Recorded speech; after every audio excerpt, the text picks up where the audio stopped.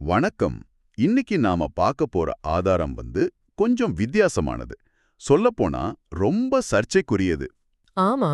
டெக்ஸ்மாஸ் எழுதின யூதர்களின் புனித பாம்பு, அதாவது ஹோலி சர்பென்ட் ஆஃப் தி ஜூஸ் புத்தகத்தோட சில முக்கிய பகுதிகளை தான் நாம ஆழமா பார்க்க போறோம். ம் அதோட துணை தலைப்பே ரொம்ப அதிரடியா இருக்கு. சாத்தானின் மூலம் தங்கள் எதிரிகளை நசுக்கி உலக ஆதிக்கத்திற்கு யூதர்களை உயர்த்துவதற்கான ராபிகளின் இரகசிய திட்டம் அப்படின்னு. அப்படியா? ஆனா ஒன்னு மட்டும் தெளிவா சொல்லிடுறோம், இந்த புத்தகத்துல இருக்கிற கருத்துக்களை நாங்க சரி அப்படின்னு சொல்ல வரல. நிச்சயமா இல்ல. இந்த மாதிரி ஒரு பார்வை எப்படி கட்டமைக்கப்பட்டிருக்கு, அது என்ன வாதங்களை வைக்குதுன்னு உங்களுக்கு புரிய வைக்கிறது தான் இந்த உரையாடலோட நோக்கம். கரெக்ட். இந்த புத்தகம் யூத மதத்தை பத்தி நாம பொதுவா கேள்விப்பட்ட விஷயங்கள்ல இருந்து முற்றிலும் மாறுபட்ட ஒரு சித்திரத்தை கொடுக்குது. ஆமா. ஆசிரியரோட மைய வாதமே என்னன்னா, யூதர்கள் வணங்குறது கடவுளை இல்ல, ஒரு புனித பாம்பத்தான். ஓ. அந்த பாம்பு வேற யாரும் இல்ல, சாத்தான் அல்லது லூசிஃபர் தான் அவர் சொல்றாரு. இது ஒரு சாதாரண விஷயம் இல்ல, ஒரு மதத்தோட அடித்தளத்தையே கேள்வி கேட்கிற ஒரு வாதம். சரி, இந்த மைய வாதத்திலிருந்தே ஆரம்பிக்கலாமே. யூத மதத்தின் கடவுளே ஒரு பாம்புன்னு சொல்றது கேட்கவே ரொம்ப அதிர்ச்சியா இருக்கே. இது அவர் எப்படி விளக்குறாரு? ஆசிரியரை பொறுத்த வரைக்கும் இது ஏதோ ஒரு சின்ன ரகசிய வழிபாடு இல்ல, இதுதான் யூத மதத்தோட உண்மையான சாராம்சம் அப்படிங்கறது அவர் கருத்து. அப்படியா சொல்றாரு? இன்னொரு படி மேல போய் யூதர்கள் எல்லாரும் ஒட்டுமொட்டமா அந்த புனித பாம்போட பூமி அவதாரங்கள்னு சொல்றாரு. என்னது, அவதாரங்களா? ஆமா, அவங்கள புத்திசாலித்தனமான மற்றும் நல்லொழுக்கமுள்ள பாம்பு மனிதர்களின் புனித இனம் அப்படின்னு ஒரு வரியில குறிப்பிடுறாரு. ஒரு நிமிஷம், பாம்பு மனிதர்களின் இனம்னு சொல்றாரா? இதுக்கு என்ன ஆதாரம் காட்டுறார்? இது உருவகமா சொல்றாரா இல்ல நேரடி பொருள்லையா? இல்ல, அவர் இத நேரடி பொருள்ல தான் சொல்றாரு. அதுக்கு ஆதாரமா பைபிள்ல இருந்து மத்தேயு 23:33 மேற்கோள் காட்டுறார். அதுல இயேசு பரிசேயர்களை பார்த்து, சர்ப்பங்களே, விரியன் பாம்பு குட்டிகளே, நரக ஆக்கினைக்கு எப்படி தப்பித்துக் கொள்வீர்கள் அப்படின்னு கேட்பார். ஆமா, கேள்விப்பட்டிருக்கேன். இந்த இடத்துல தான் ஆசிரியரோட விளக்கம் ரொம்ப வித்தியாசப்படுது. இங்க விரியன் பாம்பு குட்டிகளேன்னு சொல்றத ஆங்கில பைபிள்ல ஜெனரேஷன் ஆஃப் வைப்பர்ஸ்னு இருக்கும். சரி. அந்த ஜெனரேஷன்ங்கிற வார்த்தைக்கு நாம பொதுவா தலைமுறைன்னு அர்த்தம் எடுத்துக்குவோம். ஆனா ஆசிரியர் என்ன சொல்றாருன்னா, அதோட உண்மையான கிரேக்க மூலம் இனம், தேசம் அல்லது வம்சாவளியை குறிக்குது. ஓஹோ. அதனால இயேசு அவங்கள ஒரு குறிப்பிட்ட பாம்பு இனம்னு தான் அடையாளப்படுத்துறாருங்கிறது ஆசிரியரோட வாதம். ஓ, அப்போ ஒரு வார்த்தையோட மொழிபெயர்ப்பை வச்சு ஒரு பெரிய சித்தாந்தத்தையே உருவாக்குறார். சரி, இந்த பாம்பு வழிபாடுங்கிற எண்ணம் யூதர்களோட எந்த நூல்கள்ல இருந்து வருதுன்னு அவர் சொல்றார்? ஏன்னா பொதுவா யூத மதம்னா பழைய ஏற்பாடு தான் எல்லாருக்கும் தெரியும். நீங்க கேட்டது ஒரு முக்கியமான கேள்வி.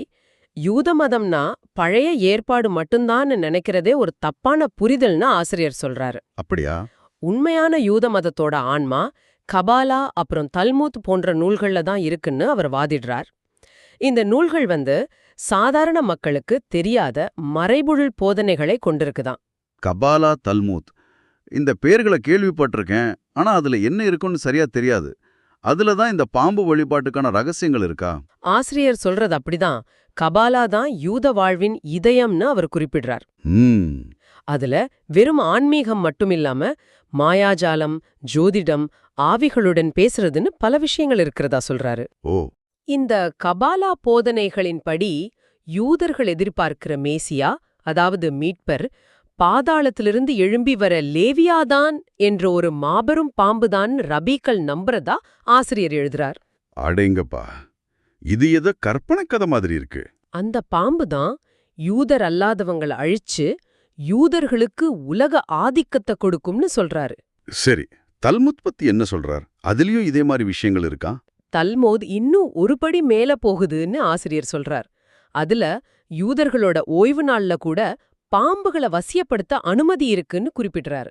எதுக்கு பாம்புகளை வசியப்படுத்தணும்?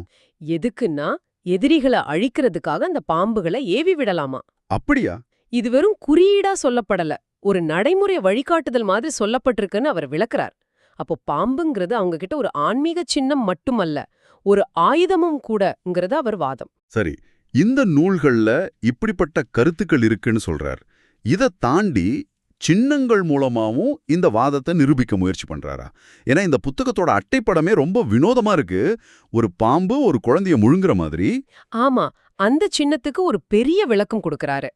அந்த சின்னத்தோட பேரு பிஸ்கியோன். பிஸ்கியோன். ஆமா, இது இத்தாலியில மிலன் நகரை கட்டுப்படுத்தின வெஸ்கான்டி குடும்பத்தோட சின்னமா இருந்திருக்கு. இந்த படத்தை பார்த்தா பாம்பு குழந்தைய முழுங்குற மாதிரியும் தெரியும், இல்ல பாம்போட வாயிலிருந்து குழந்தை வெளியே வர்ற மாதிரியும் தெரியும். ரெண்டு விதமாவும் பார்க்கலாம் தான். ஆசிரியர் என்ன சொல்றாருன்னா, சில நம்பிக்கைகளின்படி பாம்போட வாயிலிருந்து வர்ற அந்த குழந்தை சாத்தானோட மகனான ஆன்டி கிறிஸ்துவ குறிக்குதுன்னு சொல்றாரு. அப்போ அந்த குடும்ப சின்னத்தை எதுக்கு இவர் புத்தக அட்டையில பயன்படுத்தணும்? அதுக்கும் யூத மதத்துக்கும் என்ன தொடர்பு? நேரடி தொடர்பை விட அந்த சின்னத்தோட மறைமுக அர்த்தத்தை அவர் கையில் எடுக்கிறார். அதாவது சாத்தானின் வம்சாவழி உலகத்துக்கு வர்றத குறிக்க ஒரு சின்னமா அதை பாக்குறாரு. ஓஹோ.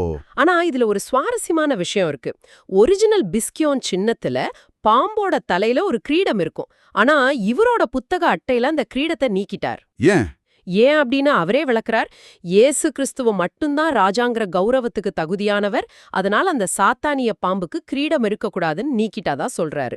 இது அவர் வைக்கிற வாதத்தோட அவரோட சொந்த கிறிஸ்துவ நம்பிக்கையும் கலக்கிற ஒரு இடம். ஓகே, இது ஒரு சின்னம். வேற ஏதாவது சின்னங்களை பத்தி பேசுறாரா? ஆமா, இன்னொரு முக்கியமான சின்னம் ஓரோபோரோஸ். ஓரோபோரோஸ் தன் வாலை தானே கடிக்கிற பாம்பு, சரிதானே? கரெக்ட், அதேவா. இந்த சின்னத்தை நாம பல பண்டைய கலாச்சாரங்கள்ல பார்த்திருக்கோம். பொதுவா இது முடிவில்லாத சுழற்சி, பிறப்பிறப்பு வட்டம்னு சொல்லுவாங்க. ஆனா இங்கேயும் ஆசிரியர் ஒரு புது விளக்கத்தை கொடுக்கறாரு. என்ன விளக்கம் அது? கபாலிஸ்டுகளை பொறுத்தவரை ஓரோபோரோஸ் வெறும் தத்துவ சின்னம் இல்லையா, அது ஒரு புவியியல் மற்றும் அரசியல் ஆதிக்கத்துக்கான வரைபடம் சொல்றாரு. வரைபடமா? ஆமா, அந்த பாம்பு யூத மக்களை குறிக்குது. அது மெதுவா இந்த முழு பூமியும் சுற்றி வளைச்சு கடைசியில தன் வாலை தானே கடிக்கும்போது, அதாவது ஆரம்பிச்ச இடத்துக்கே திரும்பி வரும்போது முழு உலகமும் அவங்க கட்டுப்பாட்டுக்குள்ள வந்துடும்னு அர்த்தமா. அப்போ அது உலகை வெல்வதற்கான ஒரு திட்டத்தின் குறியீடுன்னு சொல்றாரு. ஆமா, அதுதான் ஆசிரியரோட வாதம். நூல்கள், சின்னங்கள்னு பார்த்துட்டோம். இதையெல்லாம் வச்சு ஆசிரியர் சொல்ல வர்ற இறுதி நோக்கம் என்ன? உலக ஆதிக்கம்னு துணை தலைப்பிலேயே இருக்கு. அது ஆன்மீக ரீதியான ஆதிக்கமா இல்ல நிஜமான அரசியல் ஆதிக்கமா? நிச்சயமா இது அரசியல் ஆதிக்கம்தான். அதுக்கு ஒரு விரிவான திட்டம் இருக்குன்னு ஆசிரியர் சொல்றாரு. இதுதான் புத்தகத்தோட மையமான, அதே சமயம் மிக சர்ச்சைக்குரிய பகுதி. இந்த உலக ஆதிக்க திட்டத்தை விளக்கறதுக்கு அவர் ஒரு குறிப்பிட்ட நூலை ஆதாரமா காட்டுறாரு. அதுதான் சயோனின் கற்றறிந்த பெரியோர்களின் நெறிமுறைகள். ஒரு நிமிஷம், இந்த சயோனின் நெறிமுறைகள் பத்தி நான் படிச்சிருக்கேன். இது 20ஆம் நூற்றாண்டின் தொடக்கத்துல ரஷ்ய ரகசிய போலீசால் உருவாக்கப்பட்ட ஒரு போலி ஆவணம்னு பல வரலாற்று ஆய்வாளர்கள் நிரூபிச்சிருக்காங்களே. கரெக்ட். இது யூதர்களுக்கு எதிரான வெறுப்பை தூண்ட உருவாக்கப்பட்ட ஒரு மோசடின்னு பரவலா ஏற்றுக்கொள்ளப்பட்டிருக்கு. அத போய் இவர் ஆதாரமா பயன்படுத்துறாரா? ஆமா, அதுதான் இங்க கவனிக்க வேண்டிய விஷயம். அந்த நூல் ஒரு மோசடின்னு பரவலா கருதப்பட்டாலும் ஆசிரியர் அதை ஒரு உண்மையான ரகசிய திட்டத்துக்கான கையேடுனே வாதிடுறார். அப்படியா? அந்த புத்தகம் போலியாக இருந்தாலும் அதுல சொல்லப்பட்டிருக்கிற விஷயங்கள் எல்லாமே உலகத்துல நடந்துட்டு இருக்கு. அதனால அதுல இருக்கிறது தான் யூதர்களோட உண்மையான திட்டம்னு அவர் நம்புறார். ஓ, இது ஒரு வித்தியாசமான பார்வை. சரி, அந்த நூலின்படி அந்த உலக ஆதிக்க திட்டத்தோட முக்கிய கூறுகள் என்னென்னு இவர் சொல்றார். அவர் ஒரு 3 முக்கிய கூறுகளை விளக்குறாரு.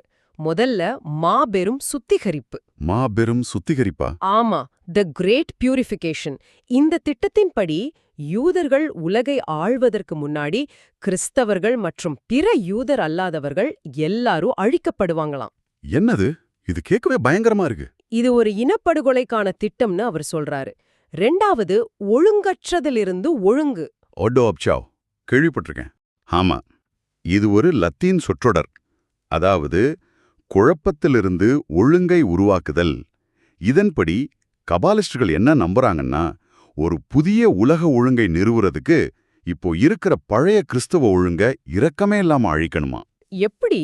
தூர்கள், பொருளாதார சரிவுகள், சமூக குழப்பங்கள்னு எல்லாத்தையும் உருவாக்கி அந்த குழப்பத்திலிருந்து அவங்களுக்கு சாதகமான ஒரு புதிய உலக அரசை உருவாக்குறது தான் நோக்கமா. அதாவது பிரச்சனைய உருவாக்கி அதுக்கு தீர்வா தங்களே முன்னிறுத்துறது. சரி, 3வது கூறு ரொம்ப முக்கியமானதுன்னு சொன்னீங்களே. ஆமா, 3வது தான் சின்ன பாம்பு அல்லது சிம்பாலிக் ஸ்னேக். இது அந்த நெறிமுறைகள் நூல்ல இருந்து வர்ற ஒரு நேரடி உருவாகம். அந்த நூலின்படி இந்த பாம்பு தான் அவங்களோட உலக ஆதிக்க திட்டத்தோட சின்னம். ஓ, அந்த பாம்போட பயணம் எப்படி இருக்கும்னு விவரிக்கிறாரா? ஆமா, ரொம்ப விரிவா சொல்றாரு. அந்த நெறிமுறைகளின்படி இந்த சின்ன பாம்பு ஐரோப்பிய நாடுகள்ல தன் பயணத்தை தொடங்குமாம். சரி, ஒவ்வொரு நாட்டுக்குள்ளேயும் உருந்து போகும் பொழுது அந்த நாடுகளோட அரசியலமைப்பு, சுதந்திரம், பொருளாதாரம், பண்பாடுன்னு எல்லாத்தையும் கொஞ்சம் கொஞ்சமா அழிச்சிடுமா. ஓஹோ. இப்படி ஒவ்வொரு நாடா தன் சுருள்களுக்குள்ள சிக்க வச்சு கடைசியில முழு மனித குலத்தையும் தன் கட்டுப்பாட்டுக்குள்ள கொண்டு வருமா. இந்த பாம்போட பயணம் ஜெருசலேம்ல முடிவடையும். எப்போ அதோட தலை அதோட வாளோட இணையுதோ அப்போ உலக ஆதிக்கம் முழுமையடையுங்கிறது தான் அந்த திட்டம்னு ஆசிரியர் விவரிக்கிறார். ஆக நாம இதுவரைக்கும் பார்த்தத ஒரு முறை தொகுத்து பார்க்கலாம்.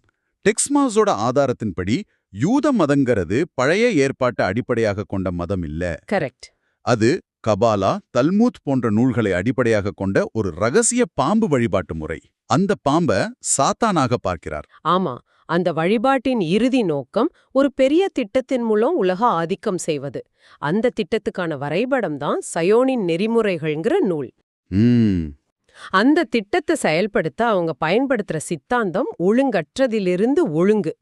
இதோட குறியீடு வடிவம் தான் சின்ன பாம்பு ஐரோப்பாவை சுற்றி வளைப்பது. இப்படி எல்லாத்தையும் இணைச்சு ஒரு பெரிய சதித்திட்ட கோட்பாட்டை அவர் உருவாக்குறாரு. இந்த வாதங்கள் எல்லாமே ரொம்ப தீவிரமான குற்றச்சாட்டுகளா இருக்கு. இது ஒரு குறிப்பிட்ட மதக்குழுவை எதிர்மறையா சித்தரிக்குது, வரலாற்று ஆழ்வாளர்களால் நிராகரிக்கப்பட்ட ஒரு ஆவணத்தை ஆதாரமா எடுத்துக்குது. உண்மைதான். நாம இங்க பார்த்தது அந்த புத்தகத்துல சொல்லப்பட்டிருக்கிற ஒரு சின்ன கண்ணோட்டம் மட்டும்தான். இந்த மாதிரி கருத்துக்கள் ஏன் உருவாகுது, எப்படி பரவுதுங்கிறது ஒரு தனி ஆய்வுக்கான விஷயம். சரி, இறுதியா இந்த புத்தகத்தோட நோக்கம் என்னன்னு ஆசிரியர் சொல்றாரு. எதுக்காக இந்த உண்மைகளை அவர் வெளியிடுறாரு? இந்த சாத்தானின் உலக மதத்திற்கு எதிரா தன்னையும் தன் குடும்பத்தையும் நாட்டையும் பாதுகாக்க இந்த நம்பிக்கைகளை புரிஞ்சுக்கிறது ரொம்ப அவசியம்னு ஆசிரியர் வாதிடுறாரு. இது ஒரு எச்சரிக்கையா அவர் முன்வைக்கிறாரு. சரி, இந்த உரையாடலை முடிக்கிறதுக்கு முன்னாடி உங்ககிட்ட ஒரு கேள்வியை விட்டுட்டு போறோம். பரவலா எல்லாரும் ஏத்துக்கிட்ட மத சின்னங்களையும் வரலாறுகளையும் ஒருத்தர் இப்படி முற்றுன்னு வேற மாதிரி விளக்கும்போது அது நம்பிக்கை அமைப்புகள் எப்படி உருவாக்கப்படுது, வெளியாட்களால எப்படி பார்க்கப்படுதுங்கிறத பத்தி நீங்க வச்சிருக்கிற புரிதலை எப்படி கேள்விக்குள்ளாக்குது அல்லது இன்னும் பலப்படுத்துதுன்னு யோசிச்சு பாருங்க.